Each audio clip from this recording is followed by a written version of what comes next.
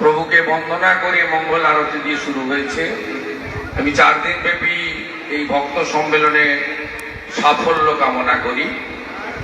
আমি আপনাদের কাছে একটা কথাই শুধু বলবো যে ঠাকুরের একটা মহৎ বাণী ছিল, অনেক বাণীর মধ্যে একটাই সঙ্গ সাধনা।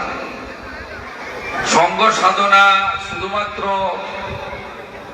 ঠাকুর নিগমানন্দের ভক্ত শিষ্য মন্ডলীর মধ্যে রাখলে হবে না। আপামর সনাতনীর মধ্যে সঙ্গবদ্ধ হওয়ার খুবই প্রয়োজনীয়তা আমরা দেখেছি, প্রয়োজনও আছে। এবং ভাস্করানন্দ সরস্বতী প্রভুর একটা লেখা সঙ্গ সাধনার বই, তার আমি কয়েকটা খণ্ড পড়েছি।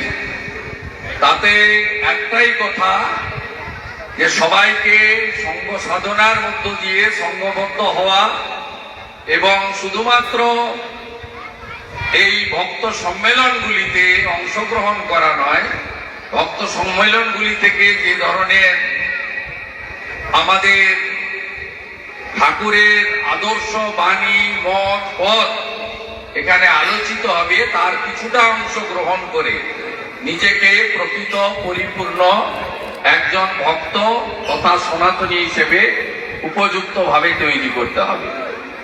আমি একটা কথাই বলবো যে আমরা সনাতনীরা যুগে যুগে নানা মত পথে বিভক্ত, এতে খারাপ কিছু নেই।